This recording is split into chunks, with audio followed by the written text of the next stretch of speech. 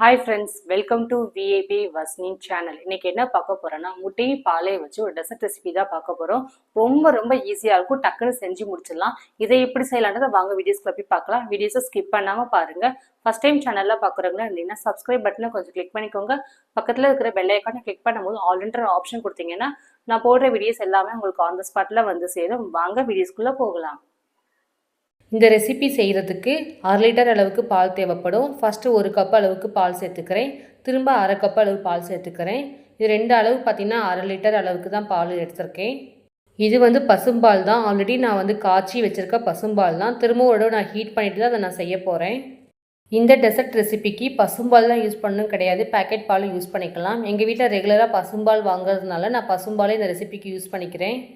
பாலை வந்து நல்லா கொதிக்க வச்சுக்கலாம். பால் கொதிக்க மேலே வந்து ஆடைப்படும். ஆடையெல்லாம் நம்ம ஃபில்ட்ரு பண்ணிக்கலாம், ஒன்றும் ப்ராப்ளம் இல்லை. இப்போ மட்டும் நம்ம கெட்டியாக மட்டும் இந்த மாதிரி காய்ச்சி எடுத்துக்கலாம். ஏற்கனவே காய்ச்சி வச்சுருக்க பால்னால் நான் வந்து ஒரு 5 நிமிஷம் அந்த மாதிரி தான் பாலை ஹீட் பண்ணிக்கிறேன். நெக்ஸ்ட்டு வந்து கேரமலைஸ் பண்ண போகிறோம். ஒரு பேன் வச்சுக்கலாம். பேன் ஹீட் ஆனதுக்கப்புறம் 1/2 கப் அளவு சர்க்கரை எடுத்துக்கோங்க. 1/2 கப்பு அளவு சர்க்கரை பார்த்திங்கன்னா 5 ஸ்பூன் அந்த மாதிரி எடுத்திருக்கேன். இதை வந்து அப்படியே ஹீட் பண்ணணும். ஸ்டவ்வை வந்து கொஞ்சம் நார்மல் ஃப்ளேமில் வச்சு தான் அதை ஹீட் பண்ணணும். ஹை ஃப்ளேமில் வச்சிடாதீங்க, நமக்கு கலர் மாறாது. இந்த மாதிரி ஸ்லோவாக தான் அது கலர் மாறும். சர்க்கரையை போட்டதுக்கப்புறம் அதுவே கலர் மாறி நல்லா கேரமல்ஸ் ஆகும். நெக்ஸ்ட் நம்ம வந்து பால் ஆட் பண்ணிக்கலாம். உங்களுக்கு கேரமல்ஸ் எப்படி பண்ணுறது தெரியல, டவுட் நிறைய இருக்குது அப்படின்னா நீங்கள் வந்து கேரமல்ஸ் நம்ம பவுடர் கடையில் விற்கிறாங்க இன்ஸ்டண்ட்டாகவே, அந்த பவுடரை வாங்கி 2 ஸ்பூன் மட்டும் பாலில் மிக்ஸ் பண்ணிவிட்டு அந்த மாதிரி கூட ஆட் பண்ணிக்கலாம். வீட்டில் இருக்கிற பொருளை வச்சு சர்க்கரையிலே நம்ம கேரமல்ஸ் ஈஸியாக பண்ணி முடிச்சிடலாம். இந்த மாதிரி நீங்கள் செஞ்சிங்கன்னா கலர் நல்லா மாறிடுச்சு, பார்த்தீங்கன்னா உங்களுக்கே தெரியும். நெக்ஸ்ட்டு வந்து பால் ஆட் பண்ணிக்கலாம். சூடாக இருக்கிற பாலை தான் நான் அப்படியே சேர்த்துக்கிறேன். ஃபில்டரால் பாலை ஃபுல்லாக வடிகட்டிக்கிறேன். பாலில் வந்து நிறைய ஏடு ஆடையெல்லாம் இருக்கும். ஏன்னா நான் பசும்பால் அதிகமாக யூஸ் பண்ணுறதுனால. பேக்கெட் பால்லையுமே உங்களுக்கு வரும், ஆனால் அந்தளவுக்கு வராது. பசும்பால்னால கொஞ்சம் அதிகமாக வரும். இந்த மாதிரி ஃபஸ்ட் லைட்டாக சேர்த்துட்டு மிக்ஸ் பண்ணதுக்கப்புறம் மீதி இருக்கிற பாலை ஃபுல்லாகவே இதே மாதிரி ஆட் பண்ணிக்கோங்க.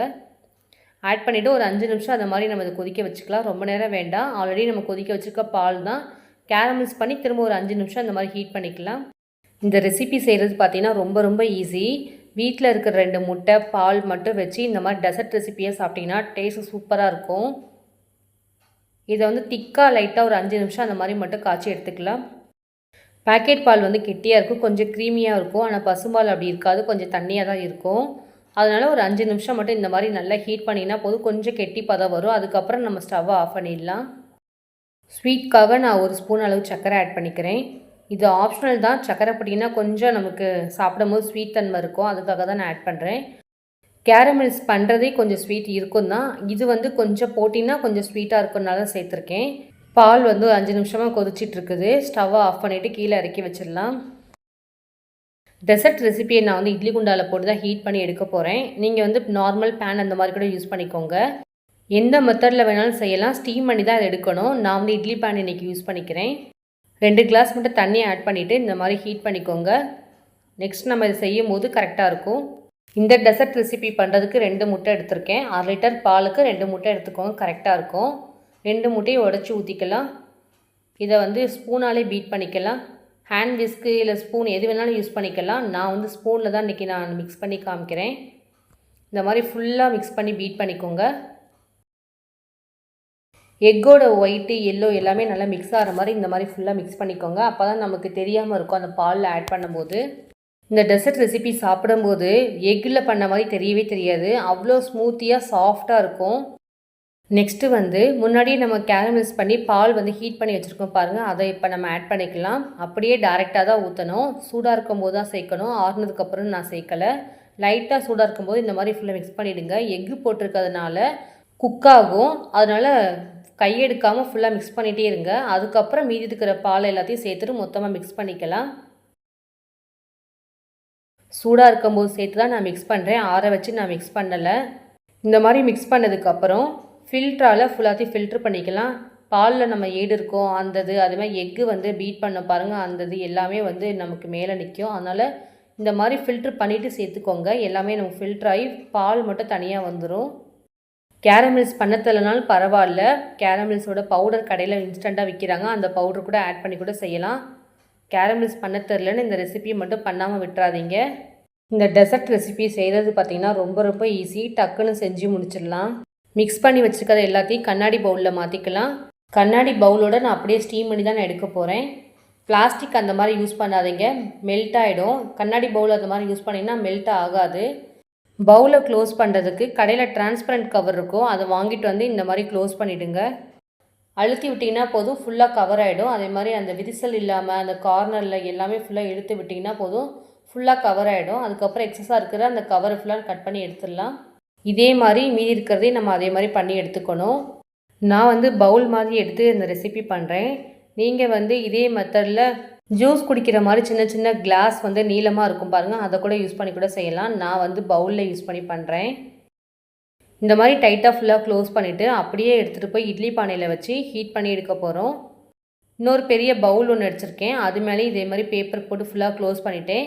முன்னாடி இட்லி பேன் நம்ம ஹீட் பண்ணி வச்சுருக்கோம் பாருங்கள், அதில் தூக்கி அப்படியே தூக்கி உள்ளே வச்சிடலாம். கிளாஸாக இருக்கிறதுனால இது உள்ளே வச்சாலும் நமக்கு ஒன்றும் ஆகாது, மெல்ட்லாம் ஆகாது, பயப்படாதீங்க, அப்படியே தான் இருக்கும். டிரான்ஸ்பரண்ட் கிளாஸாக இருக்கிறதுனால நமக்கு அப்படியே இருக்கும். அதே மாதிரி கிளாஸ் வந்து லோ குவாலிட்டி அந்த மாதிரி வாங்கினீங்கன்னா கொஞ்சம் மெல்ட் ஆக வாய்ப்பு இருக்குது.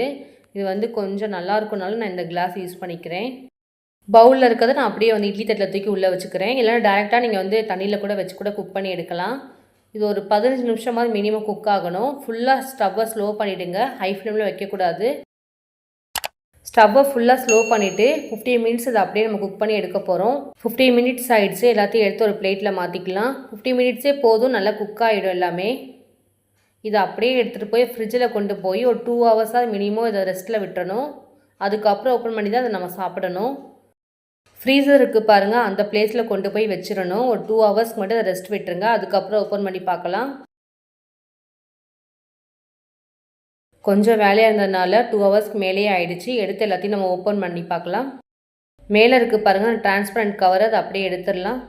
இது மேலே டெக்கரேட்காக நான் வந்து நட்ஸ்லாம் கொஞ்சம் கட் பண்ணி வச்சுருக்கேன். பாதாம், பிஸ்தா, முந்திரி பருப்பு அந்த மாதிரி. டேரெக்டாக நீங்கள் இப்படியே சாப்பிட்லாம், நல்லாயிருக்கும். இந்த மாதிரி நட்ஸோடு ஷேர் பண்ணும்போது சூப்பராக இருக்கும் டேஸ்ட். இன்னும் கொஞ்சம் நட்ஸ் வந்து ஆப்ஷனல் தான், ஆனால் போட்டிங்கன்னா டேஸ்ட் நல்லாயிருக்குன்றக்காக நான் சேர்த்துருக்கேன். அவ்வளோதாங்க, சிம்பிளான மெத்தடில் டெசர்ட் வந்து ரெடி ஆகிடுச்சு. செம்ம டேஸ்ட்டாக சூப்பராக இருக்கும். வீட்டுக்கு வர கெஸ்ட்டுக்கு இந்த மாதிரி டெசர்ட் ரெசிபி செஞ்சு கொடுத்தீங்கன்னா லைக் பண்ணி சாப்பிடுவாங்க, சூப்பராக இருக்குன்னு சொல்லுவாங்க. கண்டிப்பாக ட்ரை பண்ணி பாருங்கள், உங்களுக்கே ரொம்ப ரொம்ப பிடிக்கும் இந்த டேஸ்ட்டு. செம்ம சாஃப்டாக ஸ்மூத்தாக இருக்குது இந்த டெசர்ட் ரெசிபி. வீடியோஸை ஸ்கிப் பண்ணாமல் பார்த்துருப்பீங்கன்னு நினைக்கிறேன். இந்த டெசர்ட் ரெசிபி உங்களுக்கு யூஸ்ஃபுல்லாக இருந்திருக்கும். இந்த டெசர்ட் எப்படி இருக்குது டேஸ்ட் பார்த்துட்டு நான் சொல்கிறேன்.